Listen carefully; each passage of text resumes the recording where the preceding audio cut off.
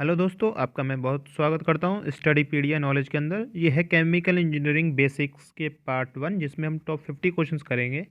इसकी एक पूरी सीरीज चलेगी थाउजेंड्स एमसीक्यूज़ की। और ये इंपॉर्टेंट क्वेश्चंस हैं जो कि आएंगे एमआरपीएल जो एग्ज़ाम आने वाला है उसके लिए बहुत इंपॉर्टेंट है। और बार्क, डीआरडीओ, ओएनजीसी और आईयूसीएल, एचपीसीएल और भी जो एग्ज़ाम्स होते हैं केमिकल इंजीनियरिंग से रिलेटेड या फिर और कोई ब्रांच से रिलेटेड, ये उसके लिए बहुत इंपॉर्टेंट क्वेश्चंस होंगे। और आइए दोस्तों, बिना कुछ देरी के अब हम अपनी वीडियो स्टार्ट करते हैं। तो जो हमारा पहला क्वेश्चन होगा वो हम इस वीडियो में देखेंगे। उससे पहले आप इस चैनल को सब्सक्राइब कर लीजिए और बेल आइकन को दबा दीजिए। और इस वीडियो को शेयर करिए जितने से ज़्यादा हो सके, ताकि और भी लोग इसका फ़ायदा उठा सकें। आपका स्वागत है स्टडीपीडिया नॉलेज में। चैनल को सब्सक्राइब करने के लिए इस रेड आइकन को दबाइए और इस बेल आइकन को दबाइए, ताकि आपको नोटिफिकेशन हमारी अगली वीडियो की बहुत जल्दी मिल सके। और पीडीएफ डाउनलोड करने के लिए अपनी मेल आईडी को कमेंट बॉक्स में लिख दें। तो बिना कुछ देरी के हम अपना पहला क्वेश्चन स्टार्ट करते हैं। हमारा पहला क्वेश्चन है, in which of the following is incombustible. Incombustible substance इनमें से कौन सा है? तो जानते हैं आप इनकम्बस्टिबल सब्सटेंस कौन से होते हैं। इनकम्बस्टिबल सब्सटेंस वो होते हैं जो ज्वलनशील पदार्थ नहीं होते हैं। तो हमारा जो ऑप्शन नंबर बी है वो करेक्ट होगा, CCl4, कैल्शियम कार्बन टेट्राक्लोराइड इसका पूरा नाम है। हम अगला क्वेश्चन देखते हैं। Softness and the hardness of grinding wheel depend upon type and amount of bonding material used for general purpose cutter grinding dash grinding wheel is normally used. तो इसमें पूछा जा रहा है सॉफ्टनेस या हार्डनेस हो जो भी व्हील की होती है ग्राइंडिंग करने के लिए, और अमाउंट होता है बॉन्डिंग का, वो जनरली जो कटर हम ग्राइंडिंग यूज़ करते हैं वो किस लिए, वो किस मटेरियल का बना होता है। तो हमारा ऑप्शन नंबर डी इसमें करेक्ट होगा, एल्युमिनियम ऑक्साइड। एल्युमिनियम ऑक्साइड से बने होते हैं, तो हमारा ऑप्शन नंबर डी करेक्ट होगा। अगला क्वेश्चन देखते हैं। नेक्स्ट क्वेश्चन हमारा, tin based white metal are used where bearing are subjected to. Tin based जो मेटल होते हैं जिसमें जो बियरिंग की जाती है वो किस चीज़ पर होती है? तो वो हमारी हाई प्रेशर और हाई लोड पर होती है। तो हमारा ऑप्शन नंबर ए करेक्ट होगा।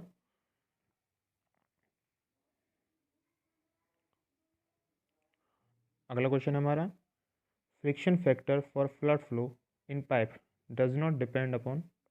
जो फ्रिक्शन फैक्टर होता है हमारा, जो फ्रिक्शन होता है पाइप्स के अंदर जब फ्लड फ्लो करता है पाइप में, तो वो किस चीज़ के ऊपर डिपेंड नहीं करता है। तो हमारे ऑप्शन है इसमें, ऑप्शन नंबर ए है pipe length, pipe roughness, flood density and viscosity and mass flow rate of flood. तो हमारा इसमें ऑप्शन नंबर ए करेक्ट होगा, पाइप लेंथ। पाइप की लेंथ के ऊपर फ्रिक्शन डिपेंड नहीं करता है, वो जो डिपेंड करेगा रफनेस पे करेगा, डेंसिटी और विस्कोसिटी पे भी करेगा, और जो फ्लड का मास है उस पर भी, मास की जो फ्लो रेट है उस पर भी डिपेंड करता है, लेकिन पाइप लेंथ पे फ्रिक्शन डिपेंड नहीं करता है। अगला क्वेश्चन देखते हैं। All one of all of the above allowing element of steel increase hardness but sacrifice ductility expect. तो जो भी एलिमेंट दे रखे हैं ऑप्शन में चार, उसमें से जो स्टील है, अलोइंग एलिमेंट ऑफ स्टील है, जो इंक्रीज़ करते हैं हार्डनेस को, बट लेकिन वो सेक्रीफाइस कर देते हैं अपनी डक्टिलिटी को। डक्टिलिटी मतलब होता है नाजुकता। पर लेकिन इन चारों में से कौन सा ऑप्शन जो डक्टिलिटी को सेक्रीफाइस नहीं करता है, वो एलिमेंट हमारा निकेल। तो हमारा ऑप्शन नंबर ए करेक्ट होगा, निकेल सेक्रीफाइस नहीं करता है डक्टिलिटी को। अगला क्वेश्चन देखते हैं। The following type of bonding is strongly directional in solid. Strongly directional in solid. तो हमारा ऑप्शन नंबर डी करेक्ट होगा, कोवलेंट बॉन्ड। कोवलेंट बॉन्ड हमारा सबसे स्ट्रॉन्ग डायरेक्शनल सॉलिड में होता है जिससे बॉन्डिंग होती है। Fog is an example of solid system of. जो हमारा फॉग है वो कैसे होता है, तो आप जानते हैं। और फॉग कैसे आएगा, जैसे कि हमारा लिक्विड हुआ, उसको अगर हम गैस बना दें तो गैस में जो हमारा फॉग होता है वो गैस जैसे ही दिखता है। तो हमारा ऑप्शन नंबर सी करेक्ट होगा। लिक्विड डिस्पर्स्ड इन गैस। डिस्पर्स्ड मतलब आउट, एक तरीके से इवेपोरेट होना, वाष्पीकरण। अगला क्वेश्चन देखते हैं। Species is a mixture of the following. जो स्पीसीज होती है वो क्या होती है? स्पीसीज एक वर्ड है टेक्निकल, जिसका मतलब होता है अर्सेनाइड्स ऑफ हैवी मेटल्स। अर्सेनाइड्स जो होते हैं वो मिक्सचर होते हैं, इस मिक्सचर होते हैं जिनको हम कहते हैं स्पीसीज। स्पीसीज। अगला क्वेश्चन देखते हैं। Autocollimator use to check. जो ऑटोकॉलिमेटर होता है वो यूज़ किया जाता है एंगल्स को नापने के लिए। कि कॉलीमीटर जो होता है वो एक तरीके से एंगल नापता है। जैसे कि हमारा एग्जांपल हुआ फोकस, तो ये हमारा जो रेस आएंगी वो एक जगह इकट्ठी होके अगले उस पर निकल जाएंगी, तो ये कॉलीमीटर होता है। ये थोड़ा रफ डायग्राम है, आप गूगल पे जाके देख सकते हैं। अगला क्वेश्चन है हमारा। In troposphere the temperature T, temperature को टी से at height H above the sea level in metre is given by. जो टेम्परेचर है टी से और हाइट एच से, जो सी लेवल से मीटर में, ट्रोपोस्फेयर का वेदर डोमेन क्या होगा? तो हमारा ऑप्शन नंबर ए करेक्ट होगा। Temperature equals to 15 minus 0.0065 height. Option number A correct होगा। अगला क्वेश्चन देखते हैं। ए high pressure boiler generate steam at pressure greater than 80 kilogram force kilogram पर सेंटीमीटर स्क्वायर। जो high pressure boiler generate steam करता है at pressure greater than, pressure जो greater होगा वो होगा 10 किलोग्राम पर सेंटीमीटर स्क्वायर से ज़्यादा। तो हमारा ऑप्शन नंबर ए करेक्ट होगा। अगला क्वेश्चन देखते हैं। Evaporative cooling process employs a combination of cooling and humidification in which. जो इवेपोरेटिव कूलिंग प्रोसेस होता है हमारा, जो कॉम्बिनेशन होता है कूलिंग का और ह्यूमिडिफिकेशन। ह्यूमिडिफिकेशन मतलब होता है उष्णता।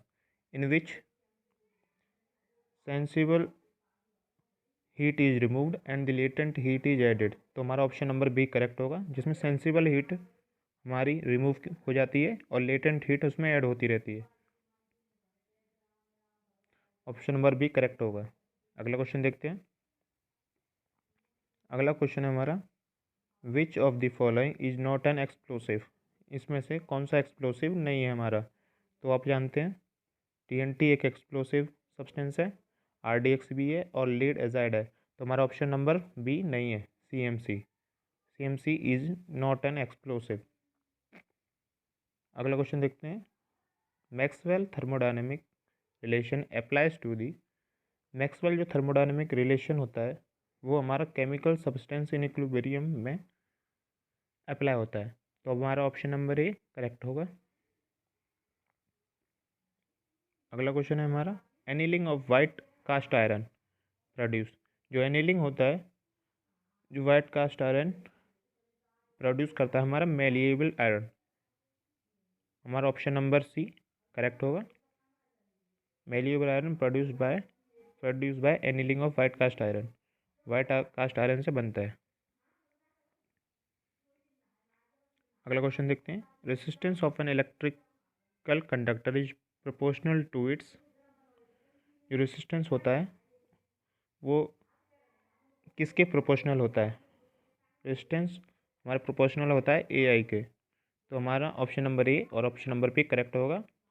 तो इसमें बोथ ए एंड बी दे रखा है ऑप्शन नंबर डी में, तो हमारा ऑप्शन नंबर डी करेक्ट होगा।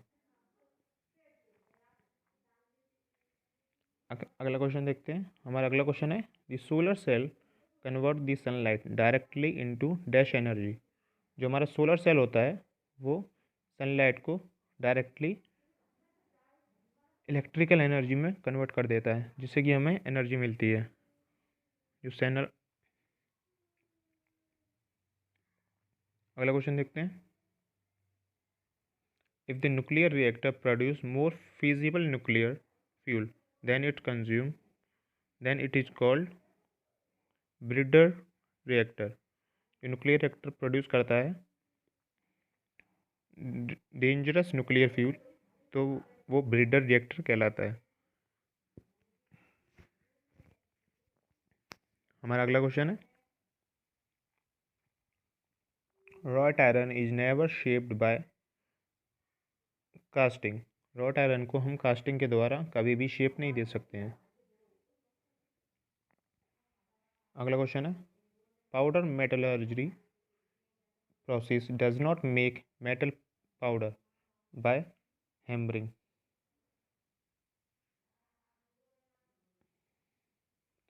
पाउडर जो मेटलर्जी होती है वो प्रोसेस जिसके द्वारा मेटल पाउडर बनाया नहीं जा सकता, वो हैमरिंग के द्वारा नहीं बनाया जा सकता। हमारा ऑप्शन नंबर सी करेक्ट होगा। अगला क्वेश्चन है हमारा, in the blast furnace incorporation of water vapour in the blast gives affect following effect. तो हमारा ऑप्शन नंबर है A, increase the reducing potential of the gas. तो हमारा ऑप्शन नंबर एक करेक्ट होगा। ब्लास्ट फर्नेस के अंदर वाटर वेपर जब ब्लास्ट होता है तो ये पोटेंशियल को कम कर देता है गैस के। अगला क्वेश्चन है हमारा, pick out the wrong statement. जो हमारा रॉन्ग स्टेटमेंट होगा देखते हैं कौन सा होगा। ऑप्शन नंबर ए है, ferromagnetic material become paramagnetic called Curie temperature. ये करेक्ट है हमारा। क्यूरी टेम्परेचर पैरामैग्नेटिक मटेरियल में पैरामैग्नेटिक ऊपर होता है अब क्यूर के। तो हमारा option number B, permanent magnet are hard material and whereas electromagnet require soft magnetic material. Soft magnetic material have higher permeability, ये करेक्ट है, and low hysteresis loss and coercive forces. हमारा option number D, tungsten steel and alnico are not hard magnetic material. हमारा option number D correct होगा। ये wrong answer है। तो हमारा option number जो करेक्ट होंगे ए बी सी करेक्ट होंगे। अगला क्वेश्चन देखते हैं, the usual energy consumption in electric arc furnace steel making in dash kilowatt hour per ton of steel. जो यूजुअली हम एनर्जी कंजप्शन करते हैं इलेक्ट्रिक आर्क फर्नेस स्टील के द्वारा वो होती है 400 to 700 kilowatt hour per ton of steel. हमारा ऑप्शन नंबर बी करेक्ट होगा। अगला क्वेश्चन देखते हैं हम, maximum permissible air velocity in pipeline is about 10 metre per second. हमारा ऑप्शन नंबर बी करेक्ट होगा। अगला क्वेश्चन देखते हैं, area under the stress strain curve up to the dash is refers to as the modulus of resilience। तो area under the stress strain curve up to the proportional limit is refers to the modulus of resilience। तो हमारा option number C correct होगा। जो area stress strain curve होता है वो proportional limit के बराबर होता है। अगला क्वेश्चन देखते हैं, is the hardest oxide and हिजेंस used where high wear resistance at high temperature is required। Alumina is the hardest oxide. तो हमारा ऑप्शन नंबर सी करेक्ट होगा, and it is used in high wear resistance at high temperature. High temperature पर high resistance के साथ use किया जाता है alumina. Titanium alloys are welded using the following process. Titanium जो अलॉय यूज़ किए जाते हैं वो वेल्डेड किए जाते हैं टिक वेल्डिंग के द्वारा। तो हमारा ऑप्शन नंबर एक करेक्ट होगा। Alloy of iron 0.4% carbon is hypoeutectoid steel. हमारा ऑप्शन नंबर बी करेक्ट होगा, हाइपोयूटेक्टॉइड स्टील। अगला क्वेश्चन हमारा, A material in which the atoms are arranged are regularly in some direction but not in others is termed as mesomorphous material. हमारा option number 1 correct होगा। मेसोमॉर्फस material हमारा lead होता है, lead का एक lead होता है, तो हम अपना ऑप्शन नंबर 1 करेक्ट होगा। अगला क्वेश्चन है हमारा, in extrusion of metals which of the following is true. Extrusion of metals जो होता है, hollow ram is use in indirect extrusion. Option number D हमारा करेक्ट होगा। और भी जो हमारा ऑप्शन है वो आप पढ़ के देख सकते हैं कि गलत क्यों है। Nuclear fusion of one atom of uranium 235 produce energy equivalent to 200 MeV। MeV मतलब होता है मेगा इलेक्ट्रॉन वोल्ट। तो 200 MeV के बराबर यूरेनियम 235 प्रोड्यूस करता है एनर्जी। अगला क्वेश्चन देखते हैं हम, विच of the following parameter is not responsible for the heat loss from a hot steam carrying bare pipe surface located in a room without fans। जो हमारा पैरामीटर है नॉट रिस्पॉन्सिबल करता है, रिस्पॉन्सिबल नहीं करता है हीट लॉस को steam pipe में, जिसमें पाइप होती है surface located in room without fans. तो मिसिबिलिटी ऑफ पाइप सरफेस ये हमारा करता है रिस्पॉन्सिबल। डायमीटर और लेंथ ऑफ पाइप भी रिस्पॉन्सिबल करेगा। ऑप्शन नंबर सी है hot pipe surface and that of air in the room, ये भी सरफेस पे डिपेंड करता है। तो हमारा option number C D correct हो जाएगा, नन ऑफ दिस। तो इनमें से कोई ऑप्शन नहीं है जो रिस्पॉन्सिबल नहीं करता है, ये तीनों ऑप्शन रिस्पॉन्सिबल हैं हमारे। अगला क्वेश्चन हमारा, machinability of hard alloy and tool steels is improved by. Machinability जो हमारी होती है हार्ड अलॉय की और टूल स्टील्स की, वो इम्प्रूव की जाती है हमारी एनिलिंग के द्वारा।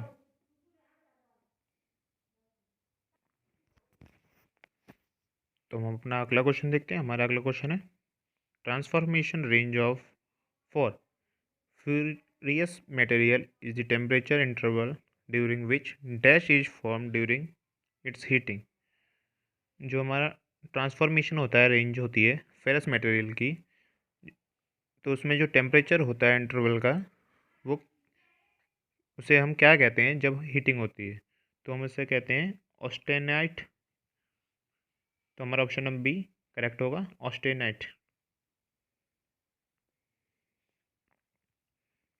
अगला क्वेश्चन देखते हैं, maximum amount of thermal radiation is emitted at all wavelength at a specified temperature by the dash body। जो मैक्सिमम हमारी अमाउंट होता है थर्मल रेडिएशन का जो इमिटेड होती है, तो उसे हम कहते हैं, वो किस बॉडी के द्वारा होती है, वो होती है ग्रे बॉडी के द्वारा। हमारा ऑप्शन नंबर 1 करेक्ट होगा। इस अगला क्वेश्चन देखते हैं, in condenser used in thermal power plant steam is normally used in such side and cooling water on the tube side because of the reason. जो condenser होता है जो थर्मल पावर प्लांट के अंदर भी यूज़ करते हैं, तो जो हमारी स्टीम होती है वो हम अपनी शेल साइड में भेजते हैं, और जो वाटर होता है कूलिंग ठंडा पानी होता है उसे हम ट्यूब में भेजते हैं। तो वो क्यों भेजते हैं, इसमें रीज़न जो है हमारा शेल एंड ट्यूब जो हीट एक्सचेंजर होते हैं, जैसे कि ये शेल हुआ और इसमें जो ट्यूब्स हुए, ये रफ डायग्राम है, तो इसमें वाटर हम इधर भेजते हैं ट्यूब्स में, और जो स्टीम होती है वो हम शेल में भेजते हैं। तो वो हम भेजते हैं, water velocity can be increased frequently to increase the overall heat transfer coefficient because of its lower specific volume compare to steam.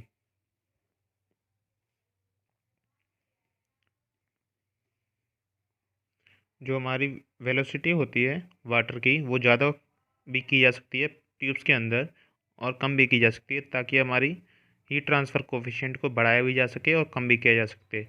और इसका जो वॉल्यूम होता है वो कंपैरिजन स्टीम के कम होता है। अगला क्वेश्चन है कोबाल्ट 60। क्वेश्चन नंबर 38 में कोबाल्ट 60 है is use to as a source of dash in medical therapy and industrial radiography. तो जो कोबाल्ट 60 होता है वो मेडिकल थेरेपी में क्यों क्या यूज़ करता है, तो वो गामा रेस यूज़ करता है और इंडस्ट्रियल रेडियोग्राफी में भी यूज़ किया जाता है कोबाल्ट 60। तो हमारा ऑप्शन नंबर बी करेक्ट होगा। अगला क्वेश्चन देखते हैं। Absolute zero pressure can be attend at the temperature of. जो एब्सोल्यूट जीरो प्रेशर होता है वो हमारा 0 डिग्री रेनकाइन पर प्राप्त होता है। जो Rankine is the unit of temperature. हमारा अगला क्वेश्चन देखते हैं। The product out from the cupola is called cast iron. जो कुपोला होता है, कुपोला से हमारा प्रोडक्ट जो बनता है वो कास्ट आयरन होता है। तो हमारा ऑप्शन नंबर सी करेक्ट होगा। अगला क्वेश्चन देखते हैं।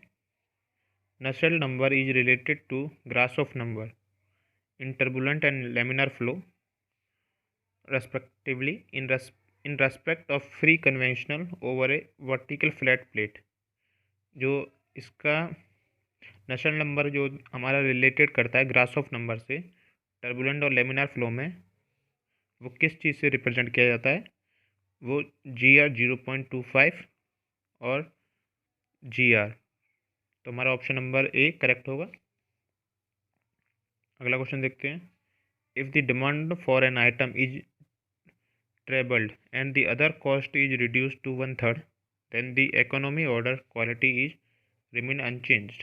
जो डिमांड होती है हमारी आइटम की जो ट्रिपल हो जाती है और जो कॉस्ट आयरन ऑर्डर कॉस्ट होती है वो हमारी 1/3 हो जाती है, तो इकोनॉमी ऑर्डर पर कोई चेंज नहीं पड़ेगा क्योंकि इसमें एक तरफ कॉस्ट बढ़ी है और एक तरफ डिमांड उसकी बढ़ गई है। तो हमारा ऑप्शन नंबर बी करेक्ट होगा, रिमेन अनचेंज्ड। अगला क्वेश्चन देखते हैं। Copper deposit are found in India. Copper जो डिपॉजिट होते हैं वो हमारे खेतरी में मिलते हैं। खेतरी हमारा कहाँ पर सिचुएटेड करता है, छत्तीसगढ़ में। तो कॉपर डिपॉजिट फाउंड होते हैं हमारे खेतरी के अंदर, जो कि लोकेशन इंडिया के अंदर है। अगला क्वेश्चन देखते हैं। Electrical conductivities of semiconductor are of the order of 10⁻³ ohm per centimetre.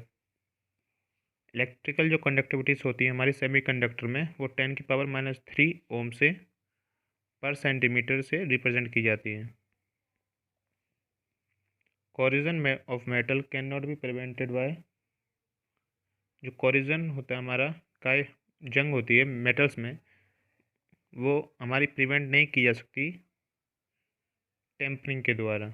तो हमारा ऑप्शन नंबर ए करेक्ट होगा। लेकिन अगर इसमें पूछा जाए किससे होती है तो हमारा option number B, C, D correct होगा। अलॉइंग के भी द्वारा की जा सकती है, एल्यूमिनाइजिंग के द्वारा और क्रोमिसिंग के द्वारा भी। तो हमारा अगला क्वेश्चन देखते हैं। 46 हमारा transition from laminar to turbulent zone in free convection heat transfer is governed by critical value of.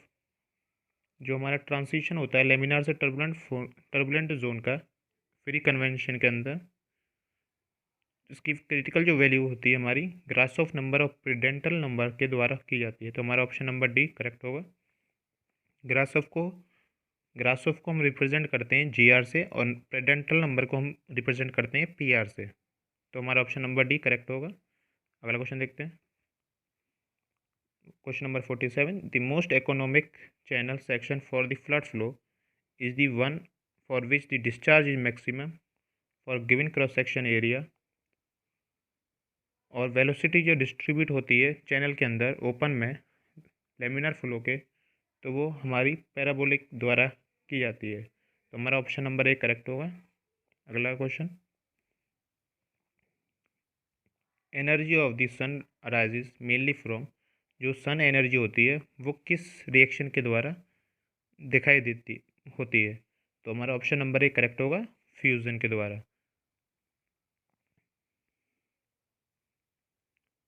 Fusion reaction के द्वारा। और फ्यूज़न रिएक्शन एक और में होता है हाइड्रोजन के अंदर। हाइड्रोजन रिएक्शन भी, जो हाइड्रोजन बॉम्ब होता है वो फ्यूज़न रिएक्शन के द्वारा ही होता है। अगला क्वेश्चन देखते हैं, which of the following fastening device has a head at one end the nut fitted at the other. तो हमारा जो कौन सा डिवाइस है जिस पे हेड एक दूसरे के अलग होता है और नट दूसरी साइड पे लगा रहता है, तो वो होता है स्टड के द्वारा, स्टड लगा होता है। तो हमारा ऑप्शन नंबर बी करेक्ट होगा। अगर सडन फॉल एटमॉस्फेरिक प्रेशर, अगर एटमॉस्फेरिक प्रेशर अचानक से बहुत जल्दी से गिर जाए तो उसके जो लार्ज अमाउंट ऑफ इंडिकेशन किस चीज़ के होते हैं, तो हमारे ऑप्शन होते हैं स्ट्रोम के। ऑप्शन नंबर सी करेक्ट होगा। अगर एटमॉस्फेयर प्रेशर अचानक गिरता है तेज़ी से तो उसमें आंधी तूफान आता है, स्ट्रोम। तो हमारा ऑप्शन नंबर सी करेक्ट होगा। तो थैंक यू गाइस हमारी वीडियो देखने के लिए। तो स्टडी पीडिया नॉलेज में आपको अगली वीडियो चाहिए तो हमारे चैनल को सब्सक्राइब कीजिए, जो रेड कलर का आइकन है नीचे उसे क्लिक करिए और बेल आइकन को ज़रूर दबा दीजिए ताकि आपको अगली वीडियो जल्दी से मिल जाए। और पीडीएफ डाउनलोड करने के लिए अपनी मेल आईडी को कमेंट बॉक्स में सेंड कर दीजिए। और कुछ भी चाहिए तो आप इस स्टडी पीडिया चैनल नॉलेज पर को सब्सक्राइब कीजिए। थैंक यू दोस्तों।